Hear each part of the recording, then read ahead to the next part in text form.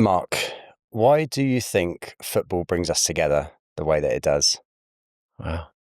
Straight in there. What a great question. I've actually thought about this. I guess you've got to go right back, really. If you go way back and you think about when football originated, etc. I think it was, it was definitely a working class sport at the time. So you look at the sort of era, it was probably a time when people wanted to come together. You know what I mean? Even if you sort of look beyond when it started, then you look at the war. It was a reason for people to come together. So I think, you know, it's probably originated from that very, very working class sport.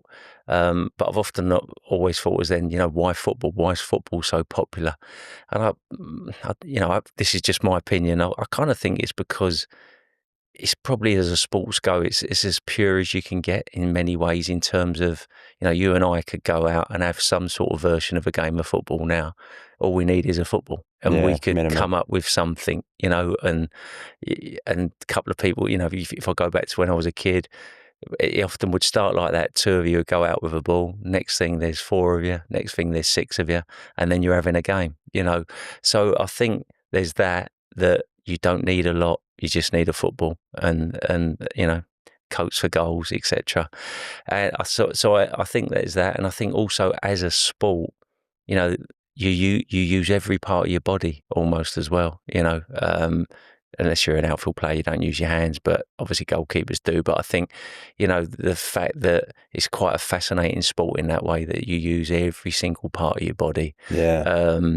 So I think it's like a really pure sport that captures the imagination, and you don't need a lot to play it. I think that would be my thinking. And I know it's changed now with the money, but obviously the fact that it was a very working class sport, and it give people the chance to come together. But then also you've got that tribal thing that's grown obviously over years and years now, because I think people like to belong to something. They love that feeling of belonging to something and supporting something. So yeah, that's my view on it. Yeah, that belonging idea is really interesting.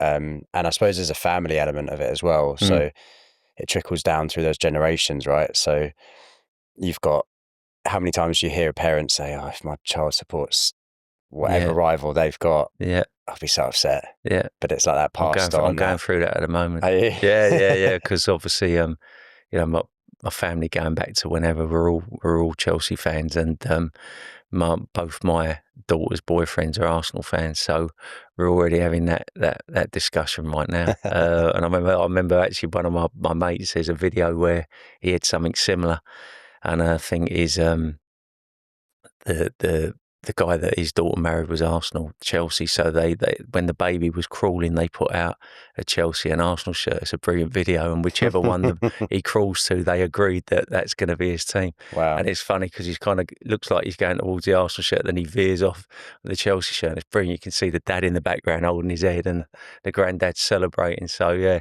it's all that, and it's all that. It's all part of it. Yeah. So obviously today we're going to speak a bit about your coaching career and stuff that you've learned from that. You've been coaching for quite a while. So looking back at the start, when you first entered the world of coaching, do you remember what the sort of texture of your mind was like in that moment, going into coaching for the first time? Yeah, I mean, my story is quite different in terms of, because I was a player, got injured, went out of football for a while, still loved it, but didn't want to be around it because I couldn't play.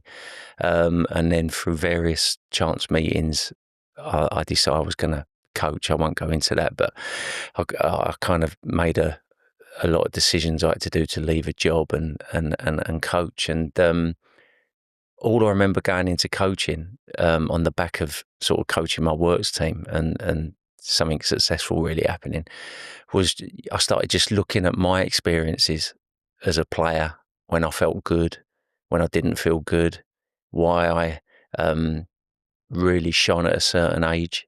Then it leveled out a little bit, and what influences the coaches then on me. And I kind of took all that, including my injury as well, because I was very left-sided dominant. And that kind of meant I had the initial injury, which was really bad, but then my body just fell apart because I didn't have any equilibrium. I was so left-sided dominant. So when I went to coach, I looked at all those things and then started to think about how I wanted to coach, how I felt I could develop players. And, but what I thought was key as well was when you haven't had a career, at youth level, I played as high as you could. I captained London, etc. But, if you don't have a career, it leaves a gap. There's no doubt it leaves a gap in your education. And I was very mindful that I've got to try and fill that gap, because if you haven't experienced playing at the top level, you haven't experienced it. So I think you've got to fill that gap, which I was very at the mindset that I'd had to do in terms of who I was going to visit, what environments I wanted to visit, who I was going to speak to, and make sure that you're constantly learning. But I was very clear on certain things, how I felt player development should look. Mm. And when you said you were playing, you said there was times where you felt really good, maybe times you didn't feel so good. What times were those? Just how people made me feel fundamentally. Okay. And I look back and I go, I wasn't quick as a player, so I felt I read the game well anyway. Tactically, things weren't that difficult for me. I understood the game, so a lot of it was how I felt, and I had one particular coach who just made me feel great. Would I say he taught me the most in terms of other things? Possibly not, but he made me feel great. And he didn't put an emphasis on, I guess my lack of pace would have been a weakness. He didn't put an emphasis on that. He just used to constantly tell me that I was going to be the best player, go out and run the game. And more often than not, I did at that stage. Their belief. So that belief, whereas I had other coaches who possibly were more detailed, helped me technically, but would possibly emphasise, but not in a negative way, but would just put an emphasis on the fact that I wasn't the quickest. So more often than not, you're going out there with that bit of a mindset. So yeah, that kind of thing. Where do you think that balance is through your experiences as a player and as a coach? Where's the balance of technical input versus that more personal input and sort of building that self-belief? Yeah, I think the attachment you make with players is everything. I think first and foremost, if you want to have an impact on someone, you've got to build a deeper attachment. And, because everyone learns in different ways, everyone sees things in different ways. Some people you can go in quite hard on and be quite honest quite quickly. They want that. Others not, because, they've all been formed through their informative years and what's been going on. So first you need to build that attachment. And then I think once you've got that, I think without that, you're never going to really develop anyone to their full potential. And I think, once you've got that, then you can delve into things they need to improve on. But I think it's really important that I've always tried to go where you need to make their strengths super strengths. And I think with the things you need to work on, it's not about hiding them, but if you make that the constant emphasis, it can be quite draining. You need to get better at this, you need to get better at this. And of course, you need to improve that, but I think you can drip feed it in along with their super strength. So it's they're very clear on things that they can improve on, but they also know that they're working on the things they love, the things they're really good at, and they're making those super strengths as well. And sort of when you look at that, the style that you coach with, accountability. So this is listening to stuff I've heard you speak before about, is that accountability and ownership that you put onto players. Why is that so important for you, that you instill that in the players that you coach? Because I think you cannot improve without failure. You just can't. It's impossible. Because if you're not failing, then you're not pushing yourself hard enough. You're just staying the same. So, that's just a fact. There's no grey area on that. And I think you need to grow as a person and a player, you need to get that sense of empowerment. So I think if you give people ownership and you give them the right amount of support, then that empowerment and that ownership just helps them grow. If you're doing everything for them, giving them all the answers, you just won't see the growth. And I think the key is recognizing how much support you give. So I'm big on high challenge, high support, but sometimes I work with players, who don't need so much support. You can keep that challenge quite high, but you're just there for them. Others need a little bit more, and for me, that is the beauty of coaching, is recognizing who needs what. But I don't care what kind of personality you are. You need that uncomfortableness, and everyone talks about this out your comfort zone and that. But I think that feeling in your belly, that little bit of fear. Yeah. But it's also a very similar feeling to excitement as well. And then you overcome that, and that's where you grow. And on that failure, sort of learning from failure, I totally agree that that's where you've got to push yourself, and failure is the way that we learn as humans. Yeah. For anyone listening who's maybe in a managerial role, whether that's within football or not, how can they encourage the people around them to get comfortable in failing and learning from it? Yeah, I think the trouble is wording's very powerful, right? Words are spells, and the word fail straight away has all sorts of connotations. So I think you have to kind of try and it's not, because failure sounds very defined. I've failed. Well, you haven't. You just it hasn't quite worked out. So I think it's how you get that across. It's because I think we look at failure as an end point, as in I fail, bang, that's going to have all sort of ramifications, sackings, blah blah boom, this that. So I think it's creating that. You have to have that non-fear based culture, basically, where there's standards and there's pressure and there's accountability, but within that they recognise, let's not call it failure, possibly going for something and it doesn't go your way is all right, as long as you reflect on it and you look why it hasn't gone right, and then you go again, and I think that's the issue. The word failure has kind of taken up its own, and we look at it as bang, I failed, what's going to happen now? But it's not. It's missing a penalty isn't failure.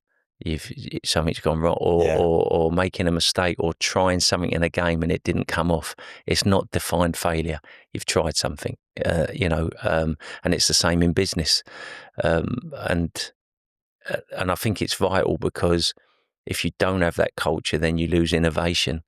And, there's a lot of talk around football now. We're losing that bit of creativity. It's why it's been nice the last few games. Actually, we've seen some great creativity in various games over the last few days. And you've got to be really careful, because you lose that innovation and people get scared to try new things. And you have to have that. Yeah. Yeah. It's that reframing of the words, like you say. And we spoke before about a couple of episodes ago, I spoke to a world record ultra endurance athlete, Sean Conway, and he said failure is a hiccup. So that's the word that he substitutes for it. So I'm going to take that. Yeah, take it. And you look at his record, and he's got world records for all these amazing things. But what you don't see is that a lot of them he tried more than once. And the first time he didn't get that far. He had a hiccup, and he learned from it, and he went again. Yeah. And I think that's, it's so much around that reframing. And it's hard because, in any sport, business, life, someone else said this to me recently, which I stole, the biggest battle is the battle with yourself. So how you frame things will often be how you come back, and I've been, in my last job, at my Chelsea job, I introduced anti-fragility into one of our processes, which is the ability, we talk about robustness and resilience, but anti-fragility is almost beyond that, where you don't succeed, but you come back even stronger. And in a game like football, which is so random, you need that ability, because you can be doing a lot of things right in football and you're not getting the result you wanted. So the ability to come back even stronger, which is anti-fragility, is absolutely massive. But I like that hiccup, and I think again a lot of it is reframing. I've it's like the word retire. I think is really poor use of language in football. Okay. Just my opinion. What do you think should replace it? Just you're 35. Like if you look up what retire means, it's quite a powerful word. You literally. But it's just my own opinion. I think it throws up retires almost like, well, I'm done. Yeah. Whereas for me, football's just a beautiful moment in your life. Yeah. Career pivot. Oh, maybe. As a player, like for me, you should be looking, let's say it's a 15-year. You should be going, this is going to be the most unbelievable 15 years of my life. And then at the end of it, I've got another, whatever, 40, 50 years, and you should be looking, I think there's no problem at all where a player has got a bit of focus on what's after football. I don't believe that inhibits your football at all. Vincent Kompany was doing a degree when he was playing. I think in fact it probably makes your football, especially if you're at a certain level. If you're below that level where you're not earning enough, where you're it's I think it empowers you again to know that you've got one eye, as in, well, when that part of my life's over, I can be going into that. I think it makes your football better because it takes away that pressure cooker feeling. So I think words are and our thought process behind them are powerful. I think the word retire, I think it makes a lot of players make some really ill-informed decisions around moves, possibly for a bit more money, that kind of thing, when things were going really well. So I think, yeah, that's a really interesting thing I've never thought about. But yeah, you're right. You're 35 and you can go into anything after. I mean, within football, you've got punditry, coaching, obviously. Also, you might go in a completely different Podcasting direction. now, loads of footballers doing that. Yeah. So. Well, one of my ex-players who played about 18, 20 professional games, then went into semi-professional football. His name's Alfie Egan, and he's still only 27, I think, Alfie, 26, 27. But he went into marketing, I think, through default. One of his relatives was doing it. So he was playing semi-pro and then went into marketing and was doing unbelievably well, and couldn't work out why. He's thinking, why am I really good at this job that I've never trained for? Yeah. So he come to the conclusion that lots of things that you go through as wanting to be a professional footballer, chasing targets, blah, blah, blah, they give you certain traits that are fantastic for certain jobs like sales and marketing. So basically he's set up a company now where he's getting players ready, saying, look, when you finish, don't panic. You'll be brilliant for these jobs. So he set up his own marketing business. Oh, wicked. Which is fantastic. And he's already having really good success with it, Brilliant. So on the, just touching back on that fear, sort of fear of failure element that we were talking about. And you mentioned the comfort zone. Yeah. So I've seen you post this photo where the two that I've seen before is you got your comfort zone, and then you've got like the growth zone. So you step outside that, you grow, you learn, and it expands your comfort zone, and so on, so on. But this image has the fear zone and the learning zone in the middle of those two. Can you just talk me through those? I saw that and I just liked it because I don't think you just skip from coming out your comfort zone to learning. I think you go from out your comfort zone, there's going to be your hiccups, right? Which is the fear. But then through that's gradually getting through that and reflecting and coming out of it.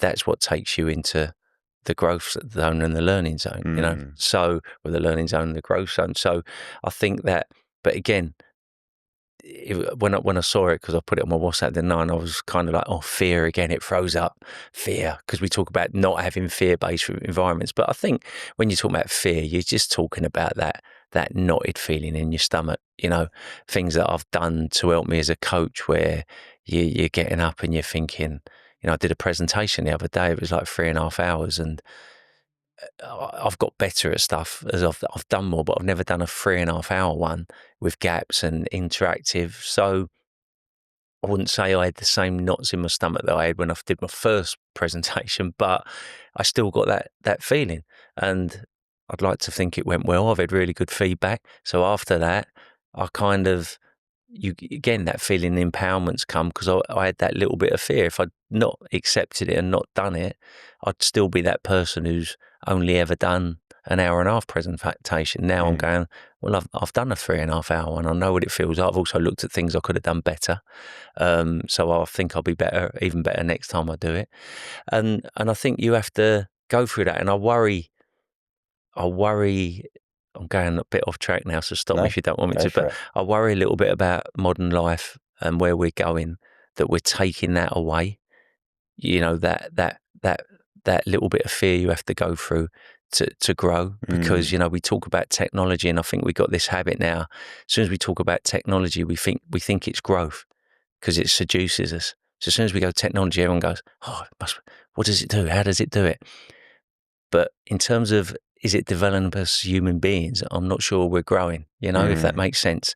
And I think we've got to be really careful because it can seduce us. Technology, it can be very, I've sat in presentations and it's all singing and dancing. And you kind of sit there and wow, this is, and then when you come out, you go, well, actually, did I learn today? It kind of can seduce you. Yeah. Trying to give you a better example. Driverless cars. I've got some people I speak to getting really excited about driverless cars. It might just be the way my brain works. I'm looking at that going, now, if that did come in, and I'm not saying there's not advantages, of course there are for people who can't drive disabled, but that's another skill set you're taking away. So if I go back to when I learned to drive, again, I remember, you think you're going to be all right. I remember that first lesson and you pulled away and you feel like, wow, this is like that fear again. Yeah. Everything feels stiff. The car feels 4 times bigger than it did when all that you go through. And then when you pass your driving test, you feel like a whole new world's opened up to you. Do you know what I mean? You can do anything. I remember I passed my test on the Tuesday, and on the Saturday I was 17, I drove up to Liverpool with my mates, didn't even tell my mum and dad because it opened up a new world. So you've gone through that, and I'm just worried that we're losing that. And we are seeing that with young players now where those challenge points are going away sometimes. But I think it's going to go full circle, personally. Yeah. I'm hearing things around kids now getting fed up with it. Yeah, I think a lot of younger people, I mean, they're not drinking. Yeah. I mean, that might be more to money, to be fair. But true. Social media, definitely. I think they're realizing that these algorithms are made to just keep people on it forever. Totally. I did, before this podcast, I did about 5 years with no social media, and it was such a good time because I didn't waste that time scrolling. I'd love to speak about that. Have you read Stolen Focus? You ever read a book called? I've never. Read it, you'll love it. It's really good. Yeah, really good. I mean, it's you get so much time back, and you can fill it with other stuff like productive stuff, just relaxing. Because when you're doing that, you're not actually relaxing. Your body's like that dopamine spike is going again and again. You're just running it dry. And I've done it myself. Like sometimes you get up and you have one of those days you haven't got quite the purpose that you had on another day. Since I lost my job at Burton Albion, and you'd have those days and you sit there on your phone and all of a sudden like 3 hours have just disappeared. And you've gone, what have I just been doing? Yeah. Looking at absolute nonsense, Yeah, we have gone a bit off track, but right. No, I'd like to hear more about that. Yeah, we'll go into that after. But let's jump back on track and look at your management style. So listening to things that you've spoken about before, the style of your management seems slightly unique in terms of that ownership, accountability, almost quite psychology based. Did you ever find any issues with that when you were trying to bring that to a new club, a new role? Any resistance? I was quite fortunate at Wimbledon because I sort of started the academy from scratch, and the guy who was kind of head of youth, because back then it was all Sunday league, because Wimbledon were a semi-professional club and they needed to form a youth structure ready for if they become a professional club. So I was really fortunate that I was given quite a free hand to put in place these things, try things. Excuse me. I would say once they become a professional club, I didn't get resistance particularly, but I got some raised eyebrows from above about certain things I wanted to do because, again, you're dealing with ex-professionals who have done things a certain way. And that's challenging. Yeah. Like that's challenging for me because I've got to respect they've had a career, and I haven't, not a first team career, but I've also got to be strong in my head that you become what you've been. And if you don't stretch boundaries and think of things in a different way. So, I've always worked to the way I look at, I look at these people who've got incredible mindsets, and it manifests in different ways, whether it's football or individual sports. So, your Roy Keanes, your John Terrys, Gerrards, Lampards, who you listen to them talk and they go, I don't need a coach to inspire me to train. I don't need do you know what I mean? You listen, and then you look at tennis like Roger Federer, a very different personality, very calm, but almost had to reinvent himself 2-3 times to stay at the levels. So, you know, I look at those people and I go, unless that's my aim with the players I'm working with, is to create them. And that doesn't mean I'm helping create like screamers and shouters. Sorry, not create, develop. But these people who are at that real extreme elite, I'm doing them a massive disservice. So for me, just turning up and putting on sessions and worrying about Saturday's result and thinking that's the be all and end all, it's not. I just read a brilliant quote from Bielsa saying, you know, youth team coaches have got to understand they're not handing over a youth team to a first team manager. And this is how I've always thought. At best, you're handing over 1 or 2 players and going, he's going to improve your team. And my biggest thing is player first, player last. I want to give these lads careers. Now, that might have stemmed from me possibly losing mine. I'm not saying I would have been good enough anyway, but through injury, losing mine and the pain I felt. So I kind of want to give myself over to those players and give them the very best opportunity of having a career. And the way I've always looked at it, even if they've come up short, because at the end of the day, your talent will define where you go.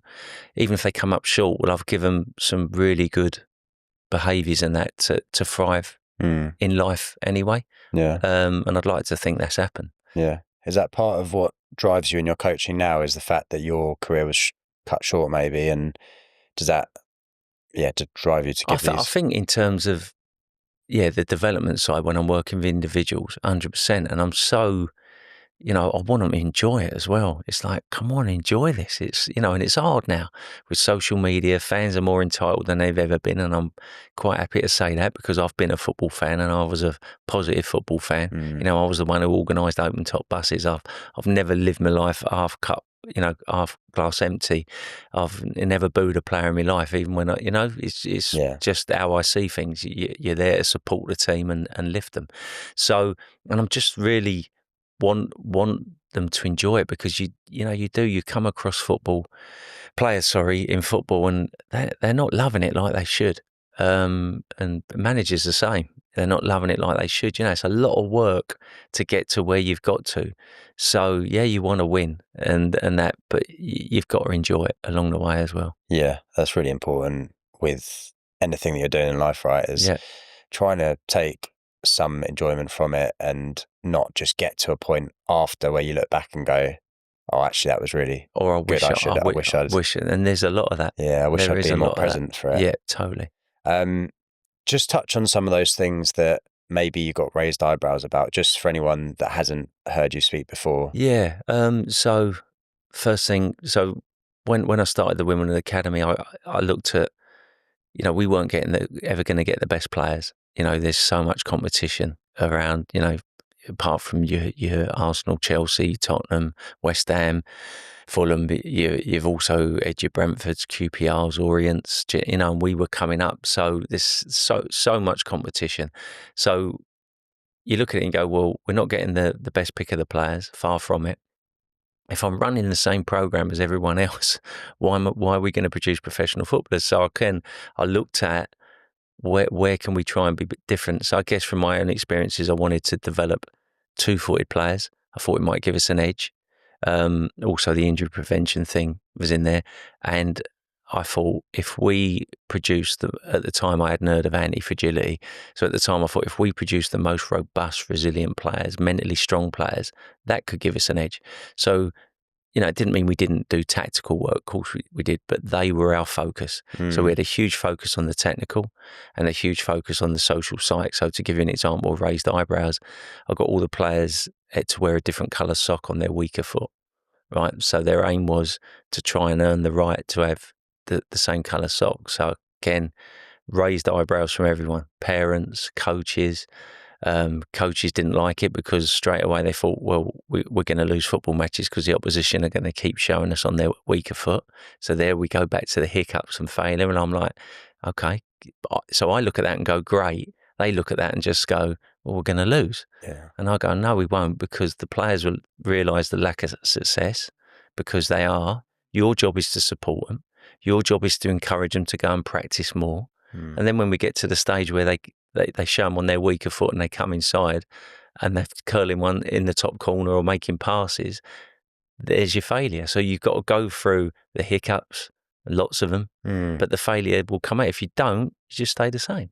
So, and we had so much success with that. Players who could go both ways. It's great. I remember, kids scoring goals at under 12, running off to their parents, like holding their foot up, pointing to but like we're full of pride, right? So we talk about, but people just see that they wouldn't have seen all the practice, all the times he's missed, can't do it, probably getting a bit upset. Oh, why have I, and then you get that wonderful moment, and then they want to do it more and more. So there was that. The player-led games was another one around the social site. So at under 18 level, youth team level, I actually sent a team on their own, no coaches, just went with a physio.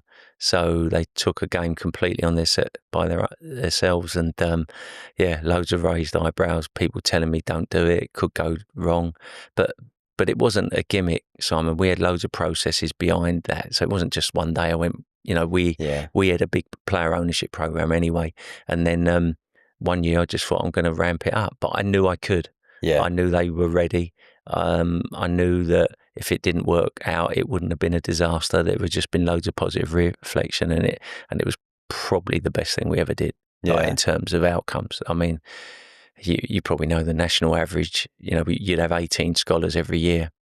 9 scholars every year at our level. So you'd have first years and second years, 18. So out of that group of 2 years when I did that, I think 11 or 12 of the 18 are playing professional football. Oh, wow. So if you look at the national average. Brilliant. So, and I say that a lot, and when I work with coaches, is if you're getting raised eyebrows, doesn't mean it's definitely a good idea. But I think if you come up with an idea in a room and everyone gets a bit nervous and scared, it could be a really, really good idea. I think if you walk into a room and you come up with an idea and everyone just goes, it's probably not going to do a lot. Yeah. I think it is the ideas where people feel uncomfortable and have to really think what it's going to look like. I think they are the ones that take you on to the next level. And, and it's not just me. My coaches, Michael Hamilton at Wimbledon used to come up with some great ideas that took us to the next level. Yeah. If you're doing the same things as everyone else, you're going to get the same results. Results, right? Exactly. How does that impact you, though? So obviously, sometimes it worked well, sometimes maybe not so much. Yeah. How do you deal with that? Is there any self-doubt that comes into it when someone raises their eyebrow and questions something that you believe in that much? No, but I think that's one of my strengths. If because I'm very reflective, I don't go down a rabbit hole with things. Do you know what I mean? I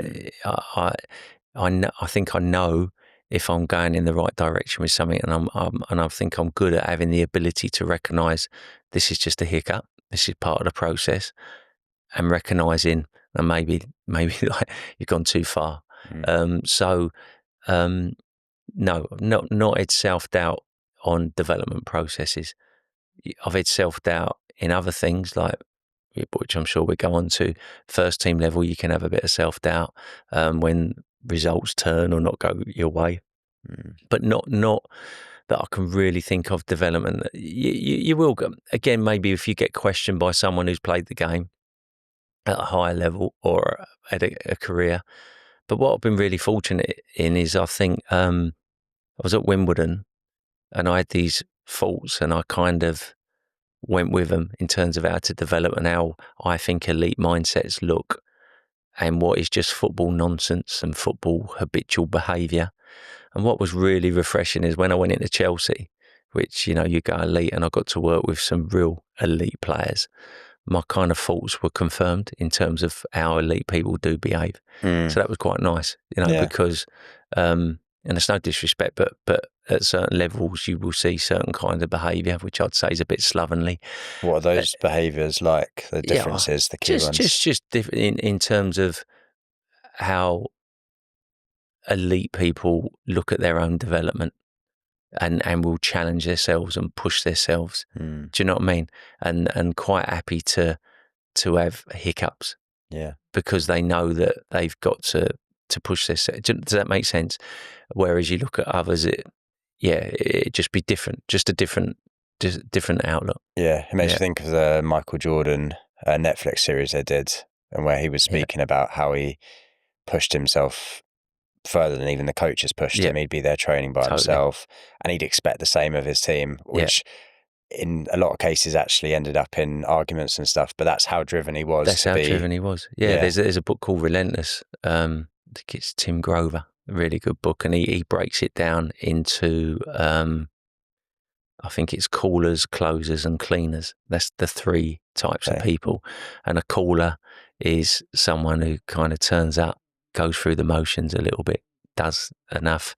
A closer will do more if you tell them, and a cleaner is like above the coach. Like as a coach, you're trying to keep up with them. You're trying to keep them stimulated. And I used to get the lads, the youth team, to read different books every season, and it would form part of our pre-season. So we used the All Blacks book Legacy quite a lot around culture, but then one year we used Relentless for that, and it was just great. It was a great little platform to talk about behaviour. You know what I mean? And the lads would start saying it.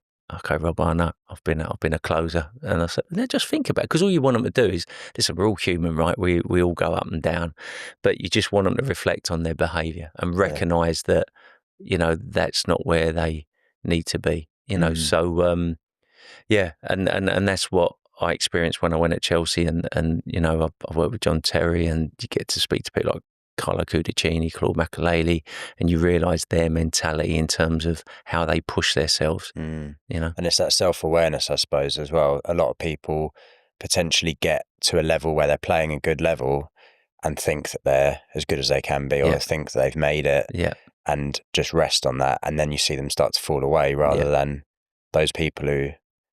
And I suppose there's a balance with it, because they may be that person that's never been present, and they get to the end of their career and go, I was so focused on being better every day that I didn't actually enjoy the moments. No, I agree. And you go back to Roger Federer, I think he had a slightly different mentality. I think he's probably he prolonged his success because of his mentality by another 4 or 5 years. Because he, you know, I've watched programs on where he almost not completely reinvented himself, but to stay with the pace, he had to make changes, you know, to training regimes, what he did to keep up to that pace. And that's what the best do, right? You know, you look at James Milner, I mean, phenomenal to keep playing at the same level. I mean, phenomenal. Yeah. And they're the things that fascinate me. And I just feel that if I don't look at those people and aim with the players I'm working with for that, then I'm doing a massive disservice. You know, and if I don't get, you know, because there are a lot of people go, they are what they are, you can't change them. You get a lot of that. You know, lads come in and they go, you can't change them now, they're 14, they are what they are. And it's tough, don't get me wrong, it's not easy, because, you know, I look at myself as a person, you know, I'm very different to my brother, but there's a 7-year gap between us. But I look at things he had to experience as a young person compared to me, and who was influential on my life, including him. He hid me from stuff, you know what I mean? And he knows we're very different, but I can look and go, well, I can see why I'm a risk taker, and he isn't so much. Like he's been incredible, massive part of my career, but and we, you know, we talk about that, and he's gone, sometimes I wish I could be like you, you know, but I know that things he had to have as a young kid growing up has made him a little bit different. So I think as a coach, you have to create an environment where you're there overriding, how can I express it? You're a bigger influence than anything else that's going on around them. Because there's a lot going on, you know, parents, information overload, growing up, school, you know, friendship groups, all that kind of stuff. And I think you have to try and be the biggest influence on them, and you have to work with the parents on that as well, so that, you know, those hours you get with them, they're fully in and they fully get it, and they go, no, this is, you know, this academy and these people want the very, very best for me, and you become the biggest influence in their life in that respect. I just want to look at your time at Wimbledon. So you spent the longest amount of time there as a coach. Was it 18 years you were there for, I think? I think 18 and a half, yeah. So you sort of coached through the youth setup, ended up coaching the first team for a time. What was it like leaving the club after that long being there? Tough. Yeah, especially the way it ended. Yeah. I've had two, in my career, football, then through to when I worked out of football, having my own business with my wife. I'd say emotionally that was the toughest time because I loved the club so badly.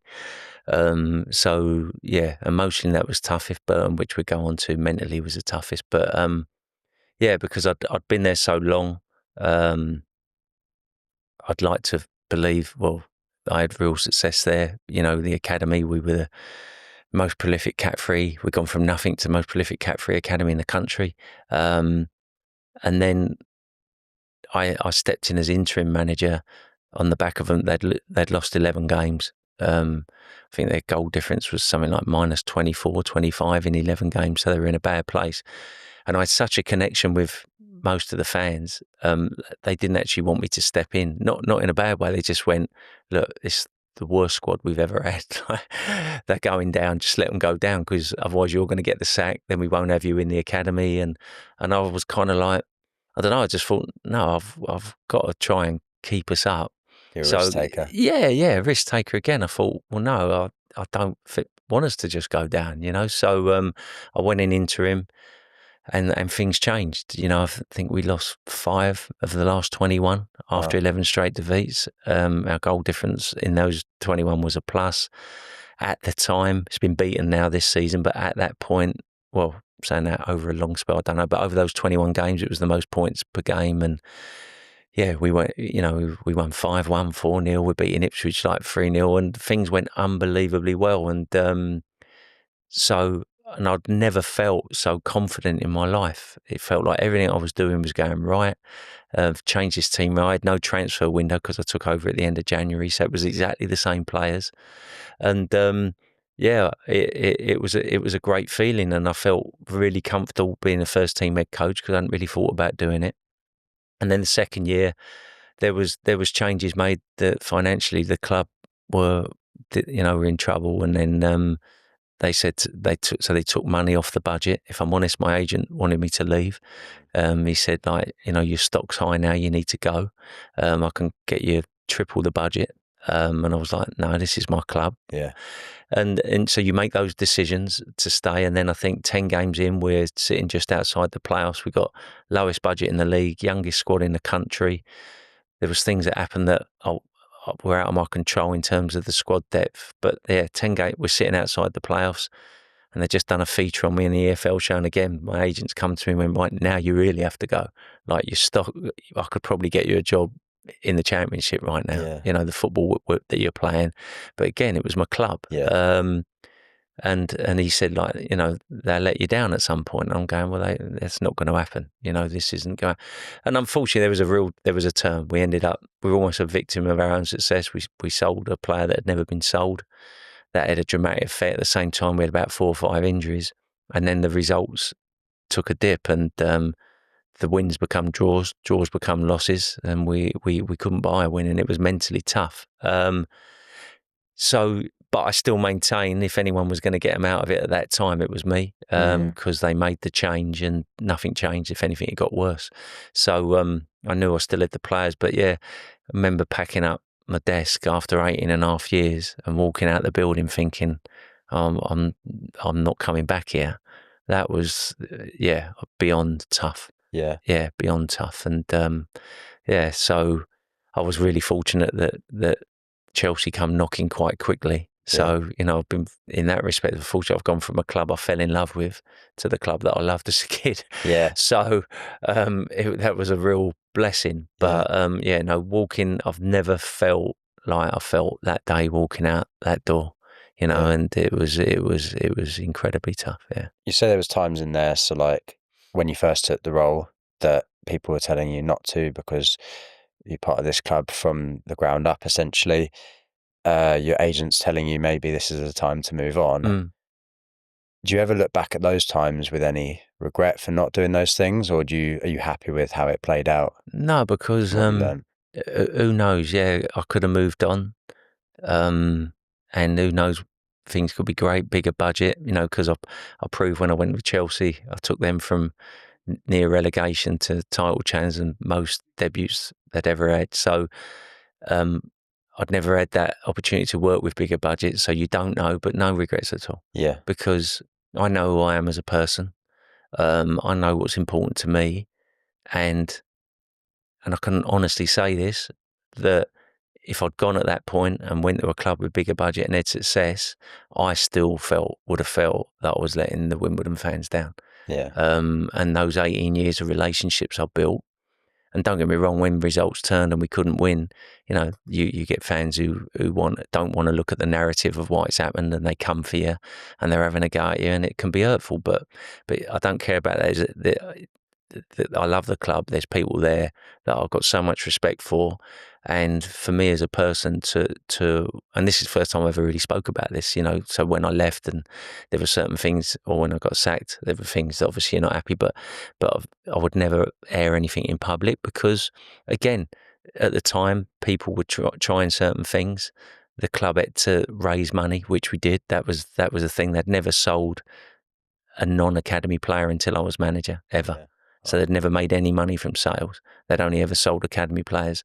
And in the period I was there, and just after, because the players I brought in, they did like nearly £4 million, which for a club of their size was massive. So, but no, I don't. Weirdly, I don't regret it because I was true to myself, true to what I believe in. Yeah. And success and money doesn't ever override how you are as a person and what you believe in. Yeah, I agree. So, and you sort of mentioned about the hurtful maybe comments and stuff that come your way from the outside looking in. Yeah. Football is super volatile. Things start to go even semi-bad. Yeah. The media's on people, the fans are on people, social media's exploding. Yeah. What's it like being on the receiving end of that?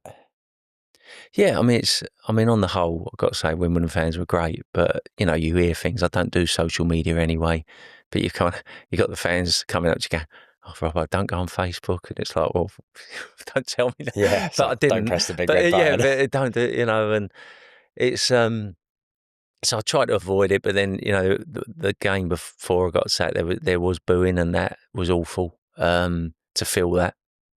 Yeah, it's not nice, and it's not about wanting to be popular. It's just more the fact that you want to be a success for them. And then you look at the times when it was great, you look back and you go, 4 months ago we were beating Oxford and the crowd's rocking, and and you kind of you want to give enjoyment to them. So it's not easy but it's not that. I mean, that's part and parcel of the game anyway. And I think if you're not willing to accept that, there's no point doing it. It's more the things that are more upsetting is when people around you possibly don't take accountability. Right. That's more upsetting. Like the fans and whatever, you just got. Even though I don't understand it, not about me, I don't really care what they say to me. But in terms of the players, I don't get the negativity towards players because you want high performance, and crucifying players I don't get as a fan. Me, I don't care. But I think it's more in terms of when you've got the hiccups, which is when you've got to come stronger together. And I clearly knew my role and the remits I was put under. And then it's the accountability around you that can hurt. People go into self-preservation around you. That's more hurtful than anything a fan can say, because that's just emotion. Yeah. Do you think there's a culture of that sort of going into that self-preservation mode when things don't go well? Obviously, you are quite true to your loyalties to the club, to your own values. Yeah. Are there some people that maybe aren't as much that way inclined? And I think so, and you can understand it because it's a tough place to have a career. But I think if you're a person of standards and that, someone will always take you on, and you get seen through in the end. And yeah, you do see it happen, and I get it. People have got mortgages to pay and whatever. I get it. It's not easy, but whatever. One day when I stop coaching or whatever, I think you'd be hard pushed to find someone who turn around and go, "Robbo turned me over," or "he did that to me," and that fundamentally that means more than anything. So, yeah. When you're going through a tough time, as a coach, or even I suppose as players, for you personally, when those comments are being made, people are talking about what's happening. How do you separate Mark the human being from Mark the football manager? And do you separate it, I suppose? Yeah, you got to, because you fundamentally you've got to keep the players' energy high. As I said, if the comments are going to hurt you that much, you shouldn't be doing the job. So you've got to try and not take it into your home life, which is the toughest thing for anyone to do. That is the difficult, and you've got to try and keep your battery high and your energy high, and that's the hardest thing to do. And I think that comes from the people around you. You've got to have good people around you, loyal people who help you do that. And then, like, if you do that, I believe if you carry on working together, you can turn situations around, but you've almost got to get stronger during the hard times, and that's what you don't see enough of. You see becomes dysfunctional and broken, but you've got to come together more, because that's when the players need it as well. You know, especially in the case right at Wimbledon, you know, we had the youngest squad in all 4 divisions anyway. So when they sell one of them, like most experienced players, and then 3 of the others get injured, you then just got a bunch of lads on the pitch who are experienced something they've never experienced. They're not winning football matches. They've gone from winning football matches to not winning football matches. And you're only going to find solutions to that if you all come together, if everyone starts going into a bit of self-preservation. And that's the thing, you know, that's the stuff that's disappointing, because, you know, my mindset is, come on, let's just sit down and talk through this, and let's find a way out of this. And people, because everyone goes through those blips, you know. Pep Guardiola last year won 1 game in 14. If I said to you at the start of the season, Pep Guardiola's going to win 1 game in 14, we'd laugh. Yeah. You know, if we were betting people, how much odds would you get? But he lost key player in Rodri. And that can have a, you know, the tipping point between winning and losing and drawing football is tiny. Yeah. And that tipping point can sometimes be just 1 or 2 players, you know. And but again, he's got so much money in the bank in terms of you know, you get that time and to go again. You're seeing it now with Liverpool, aren't you? You know, he'd be going all through that noise, and it's how you cut through that noise in football. But you're certainly not going to cut through the noise if you just leave each other alienated. You got to come in. It goes with the momentum as well, doesn't it? Yeah. Like the momentum, if things are going well, the fans are happy. Yeah. It's buzzing at a game. Yeah. When things aren't going well, it's quiet. Yeah. The players probably take that on, and managers take that on. And you'd love to think, you know, if you could change the mindset of the fans, the same as again when it's hard, you've got a lot more chance getting out of this if you all turn up and just completely get behind your team. Yeah. But, you know, things have changed a little bit in life again. There's a lot more entitlement now across the board in everyone, you know. Do you think, just on that, fans, because I've been to many, a few Tottenham games in the new stadium, massive stadium, but the price of tickets, and I suppose this is across the board, especially at the top level of football anyway. Yeah. Do you think we've priced out the real fans? Is that part of where atmospheres have died a bit, or? Yeah, possibly. I mean, I think there's been good and bad, because you never want to go back to the days of what we had before, when, you know, football violence and that. You want the passion, you want the tribal thing, but you certainly don't want to ever go back to that. So, you know, I know it's still about a little bit, but we've lost that. But there's definitely is a little bit of voyeurism now. There's not fans living in the present. You know, I went to a game the other day and someone was just filming the whole game, and in the end, I just said very politely, you know, well, come on, try and take it in, you know. And it's different world, but it was quite frustrating because you got a phone in front of you the whole game. So yeah, I do think there's that voyeurism, which I don't think's healthy. You know, because it's such a fantastic game, and you want to be present, living in the moment, getting excited.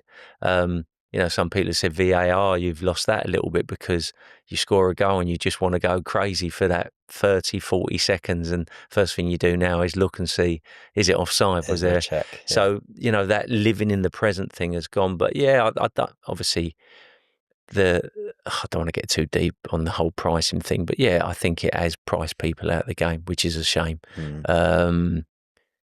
how that's ever going to change, I don't know. You're talking about massive changes there, because obviously players are on such extreme money. Yeah. Although the revenue from the gates is only a small proportion of revenue coming into these clubs. So I haven't got the answers on that one. No. I doubt anyone does, to be fair. No. Just jumping back to the thing you said before, so where we were talking about that separating the human being from the manager, and you said about not taking things home. Are there any practices that you had that helped you make that sort of physical barrier from home and work? Wimbledon, my wife's fantastic, by the way. So I've got great support. She's incredible, which you need. And anyone in football will tell you that you need that support. So she's brilliant. Such really positive person. Everything happens for a reason type person, So, and Wimbledon, I was proud of myself, because there was still a little gap before the Chelsea thing come about. And, but I just got myself straight out there, not in terms of going back to work, because I emotionally wasn't ready straight away, but I just went out and visited people. I was lucky. I had certain people reach out to me as well and said, look, come in. And I went into the clubs, and I went out to America as well, went out and visited someone out there. So I just got myself out there with some positive people, just got myself out. So I wasn't, you still got those moments you go to bed and you're thinking about that. But yeah, I was, for the amount of pain I was feeling, I was pleased with how I dealt with it. Burton was different, which I'm sure we'll move on to. I actually had to get a little bit of help with that one. Yeah. Well, let's touch on that, because listening to your previous podcast, you mentioned that it was the thing in your life that you've learned the most from, or at least through football coaching. Just expand on that a bit. What was it that you learned from it? What were the tough points? Yeah, well, I guess things were going great at Chelsea, so I had no reason to go. A lot of people thought I was mad, because you're at the club you supported. You've had 2 really, really good years, broken records, got an opportunity to jointly take the first team when one of the managers got sacked, which was fantastic. So yeah, things were going great, but they approached me, and I said no 3 times initially, because I knew the project was signing 23. They were going to sign 23 new players. Never been done in football history, ever. And I think only 3 or 4 had played at League One level. But they kept coming back and sort of presented to me. And you go back to being a risk taker, and it was going to be a 5-year project. And I got to the point where I just thought, come on, why not? What the tipping point was, I met the old owner, right? Who's a lovely man. He's 80, but he's got the mentality of a 30-year-old, and obviously he was selling the club, and he'd built it and run it as a community club. So kind of reminded me of Wimbledon a bit. Yeah. So I'm an emotional person. Probably that side of me kicked in. Yeah. Probably a little bit of knew I could do it, and I'd had that success at Wimbledon that then turned. So probably a bit of proving myself, if I'm honest. But I was really concerned about the amount of signings, and because recruitment's not my thing. I never looked after the recruitment at Wimbledon because I haven't got that knowledge. I can certainly spot a player, but because I've worked in development 95% of my career, I couldn't tell you who the best National League, League Two, League One player. I haven't got that knowledge. So I was really nervous about the recruiting of 23 players, but they said it was a 5-year project. There was going to be time. There was this. There was loads of things which I don't really want to go into, but there was lots of things. And so in the end, I thought, come on, let's do it. And when things manifest this in a different way, I said that now you're going back to the people thing and feeling like, you've made a massive decision in your career and bought into something that you think's going to look a certain way. And when it's not, it goes back to that, well, why aren't we just sitting down and having intelligent conversations? And why aren't people holding their hands up possibly, and just going, look, okay, maybe this, and at the same time, me, and those conversations didn't manifest themselves in the way that I felt they should. So yeah, when that come to an end, and again, nothing changed after I left until they changed the remits completely. Right. And even now, I think out of the 23 they signed, I think there's 4 remaining. So it's not about being proven right. But and how long ago was that?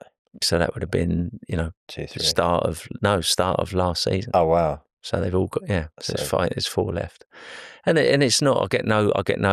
What's the word? I get no reward out of that. Yeah. Because the players were great. It was just obviously things take time, right? You get 11 games, and there were certain elements I thought was missing within the squad. So that was mentally tough, because obviously I'd left a job to take up this 5-year project. It moved away from home and all sorts of various things, which I was more than happy to do.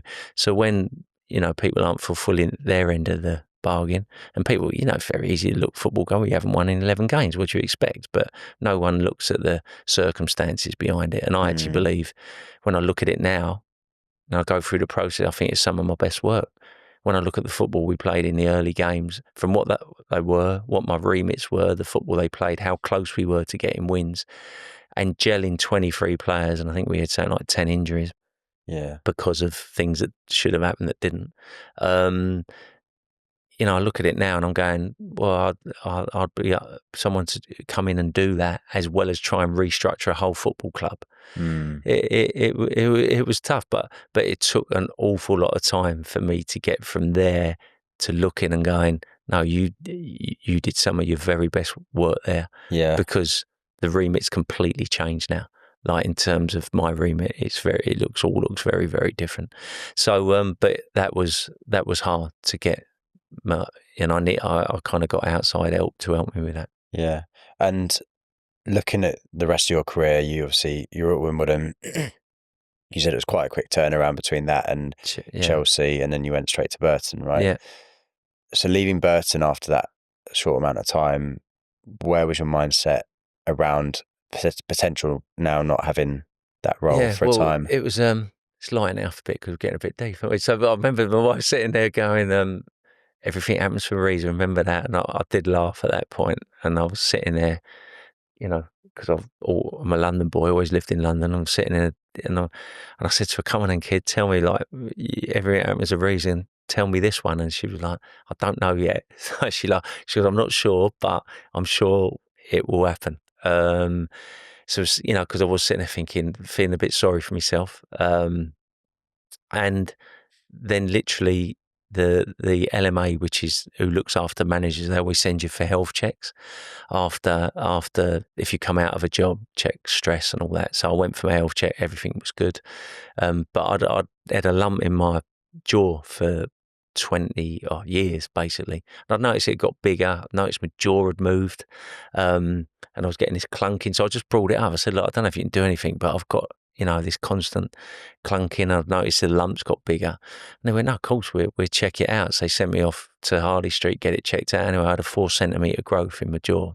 And it was benign, but I fractured my jaw when I was younger. And the trauma apparently had caused this growth. Anyway, it was like literally millimetres away from severing my nerve. And I would have been paralysed down one side of the face. Oh, wow. So, like, I laugh now, but literally within 2 weeks, I've gone in, I've had like sort of 58 stitches, like cut right, opened it up.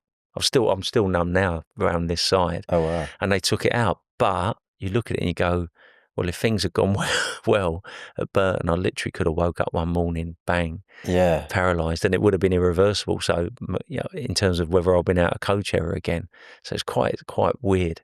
So so I had that done. So at that point, that was quite a lot to take in, because I'd been mouth wide closed for about 6-7 weeks. I couldn't. I was just on liquids. So I thought, no, this is a time now to just get everything straight in your head. So it was quite a lot to take in. And I feel brilliant. I feel the best I've ever been. But I did get some. I've got some outside help again through pure And we talk about being open and want to have a growth mindset. So many things that have happened in my career has been because I always answer people back in terms of if someone comes to me, I've got a policy in my own head that I always reply, even if I can't do anything for them. I'll never not reply to people, blah, blah, blah. And yeah, someone I knew because of that just contacted me, a couple of ladies who'd worked in NHS for years and years around psychology.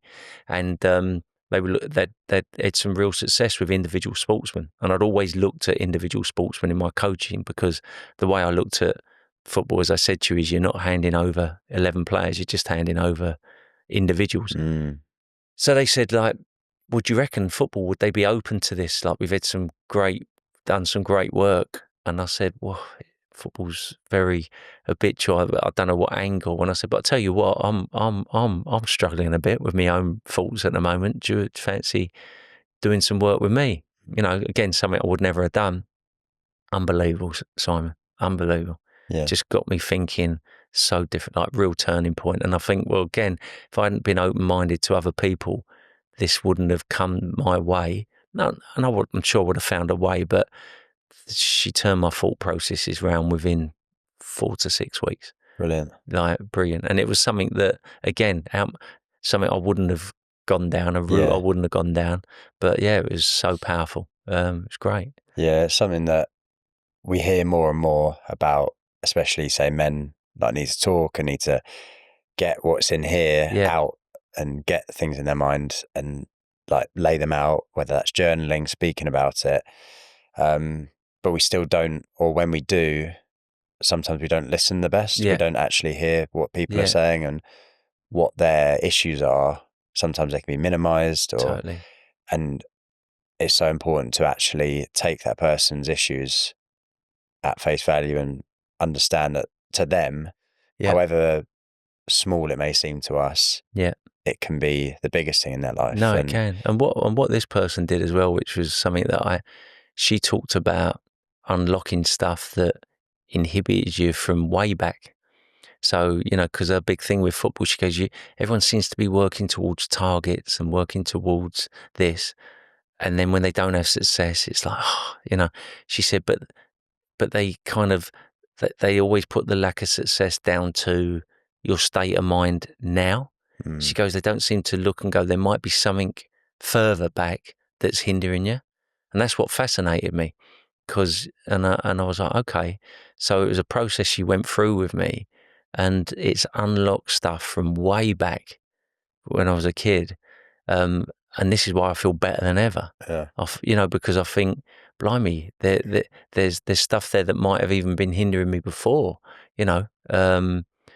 So I feel more kind of empowered than I've ever felt. So, and again, it's, you know, but being open to trying that and you do. And you know, you look at certain players where their careers go off on a tangent and they never get back, and you often look and go, well, maybe it's not just the here and now. Maybe there's something a little bit deeper that they needed help on. Does that make sense? Yeah, it does. And I just want to say I appreciate you talking about it openly as well, because I think that's a massive part of it, is having people speak about these things who have like gone through it and to encourage other people too. I know that the Premier League is now doing a tackling suicide campaign to try and hit especially men where men go to football games.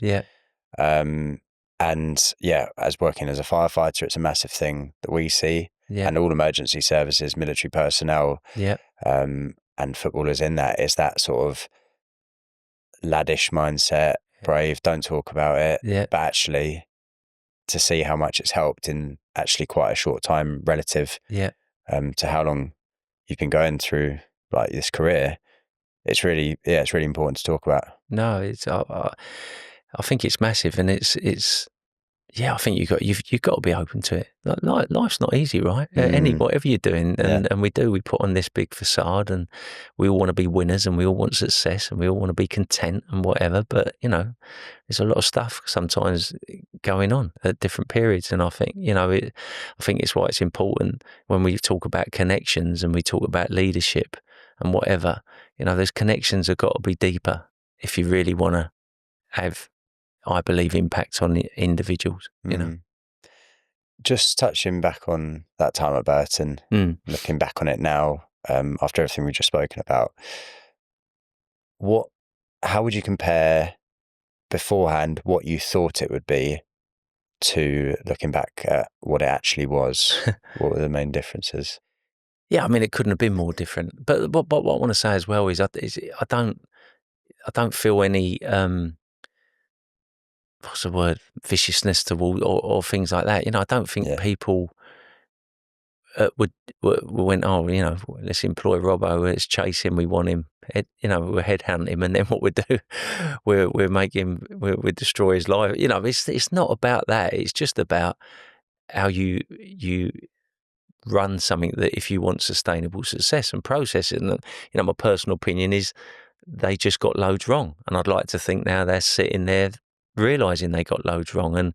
And if she said to me, well, what did you get wrong? I've learned that I'm very trusting. And I think if you said to me, what's one of your biggest qualities? I do believe that I trust people, and I buy into people, and I throw myself into things. What I've learned is you do put in, especially in football, you need some self-preservation.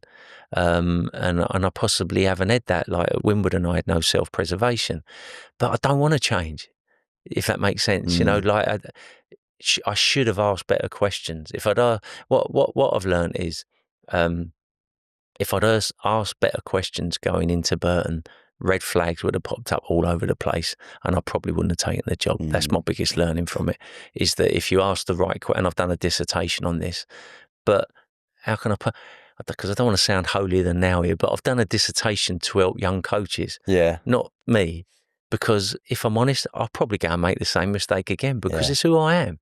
Like if I'm sitting across someone and I buy into them, I buy into them. So I don't want to live my life cynical and always mistrusting people, and we are, because fundamentally I've been coaching 25 years. I've had 7 months of what you would say not a great experience. The rest has been a fantastic journey. So I don't want to change. People go, oh yeah, you've got to do this, and okay, maybe next time I will ask some deeper questions, but I'm not going to change. If I'm sitting across someone I'm going to trust them. And if they let me down, they let you down. You know what I mean? So the dissertation I wrote was to help the next younger coaches around recognising the difference between a job offer and a job opportunity, and hopefully giving them some key areas that they need to look at that might actually go, because you only get so many chances in football, especially if you want to be a head coach or a manager.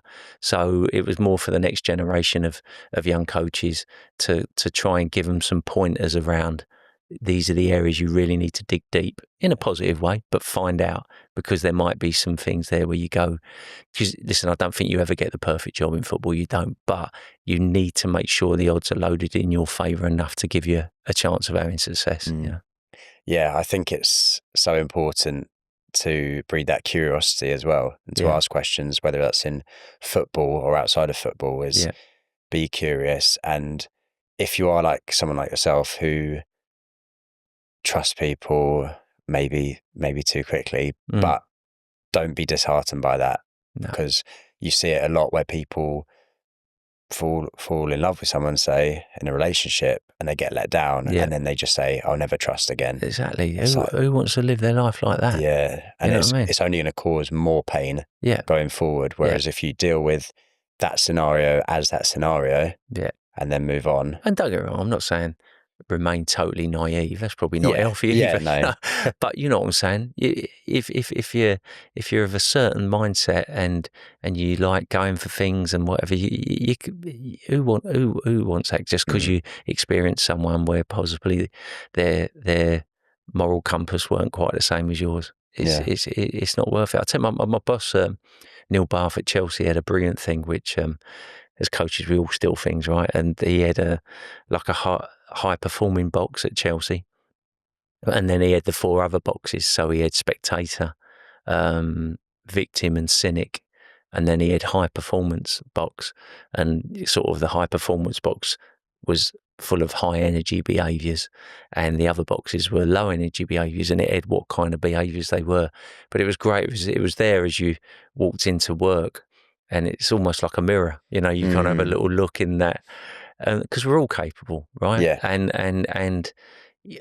And I'm doing some work with a young player at the moment, just as a favour, and he's only 15, and we're just talking about like what box she's sitting in, and it's a brilliant tool, because he said, if I'm honest, I'm sitting in the spectator box a little bit because he's having some injuries and stuff, and I said, so we've talked about, I said, but first of all, he's going, that's natural. It's natural. So first of all, don't feel, beat yourself up about it. But how can we get you into this? Because at the moment he's going, well, if I'm not playing football, how can I sit in the high performance box? I'm not playing football. I'm injured. So it's kind of talking to him and going, yes, you can. There are other ways. There's the way you're treating people, the way you're engaging with your coach, the way you're working on your rehab. How much? Do you know what I mean? All those things. And so getting him to think differently, and I used me as an example. I said, I don't think I've ever really sat in the spectator box because it's not really my thing. I said, but after my Burton experience, I sat in the victim box for a while, and probably a little bit cynical as well. I floated in and out of there. I said, but the key is I've had to get myself back into that high energy, high performance box. And I think, again, it's recognising, you will pop out now and again. We're human beings, right? We're emotional beings, and but it's how do you keep getting yourself back in there? That's what's key. Yeah, and it's a lovely, I love those sort of visualization things where, like you said, it's like a mirror. You can look at it and go, right, that's where I am. Yeah. What do I need to do to get there? What do I need to do? So this quote, again, I think I saw you post it. I'm not sure. People will forget what you said. People will forget what you did. People won't forget how you made them feel. Yeah. What does that mean to you?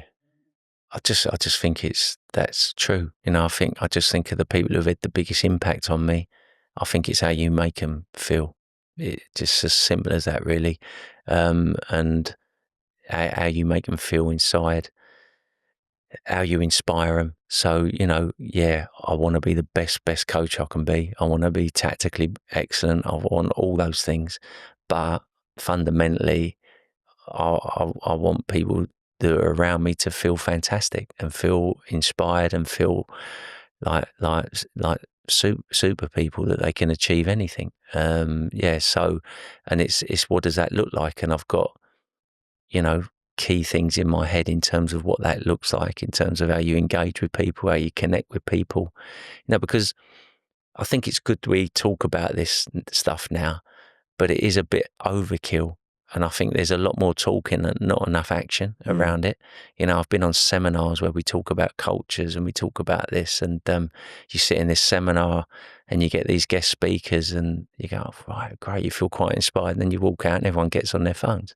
No one even talks to each other, or someone's talking to you and they're looking over your shoulder for the next more important person to speak to. Or you're having a conversation, their phone goes off and they look in their phone, and people don't realise, if you're talking to me and you're thinking, oh, Robbo's all right, isn't I? And then all of a sudden I start glancing down at my phone, you're disconnected. Yeah. Your brain's telling you that this fella's not all in with me. Yeah. Turn the bloody thing off, put it away and be with that person. Yeah. And I see a lot of it. I see a lot of talk and not a lot of action. There's all manner of things, but that's it. And I think you need to make people understand that you want the very best from it, if you do. Yeah, brilliant. Mark, the way I like to finish my episodes is to ask the guest, yourself, to leave a question for the listener. So I like listening to podcasts and going away and having conversations with other people based on sort of what I've been listening to. Yeah. So if you could give someone a question to go away from this episode with and ask a family member, a stranger, a friend, whoever it is, what question would that be? Blimey. Question. Okay. Can it be like a self question to the self? Yeah, whatever. Okay. So I will go, I think if you wake up in the morning and you go, or at the end of the day, you go, who did I have a positive impact on today? And what did that look like? I think if we all did that, I think we'd find ourselves all in a bit of a better place. Yeah. And it don't have to be anything big, by the way. I think we always look at things, when you start talking about this stuff, it has to be grand gestures, and it don't. But I think if we all woke up every day and went, who am I going to have a positive impact on today, and how am I going to do it? And it might be the most smallest thing. I think all of a sudden, because I feel like everything's a little bit flat right now. There's a lot of cynicism going on, and you know what I mean? I think if we all woke up with that mindset, I think we might find things in a better place. Yeah. And it's a question you can ask to other people, I suppose, as well as who have you had a positive impact on today? I will talk to my girls about stuff like that. Yeah. And say things like that, and that's interesting, really. I don't know if I'm digressing now, because my girls are getting older, and I look at them now, and they're very different. And I find this stuff fascinating, because I'm like, same household, same mum and dad, but they're so different. But I kind of, this might just be interesting to listeners, but I look at their pathway. So me and my wife opened a business, and my eldest was four, and the youngest was like just turning 2. So my eldest would have been a lot more aware of what we were doing as a business. She's still very young, but like, we were so much going on, quite a bit of stress, blah, blah, blah. And I think she would have felt it, seen it. Do you know what I mean? Like, building a business, things going wrong, blah, blah, blah, a few rows, that kind of stuff, but getting through it. And I look, and we were talking the other day, and they're very different, both wonderful in their own ways. But my eldest has just opened her own business. Oh, wow. And yet my youngest would never open her own business, but she's going to be successful in her own way. But so you look at that when we talk about, people go to you, oh, you can't change behaviour or whatever, but how fundamental the environments are.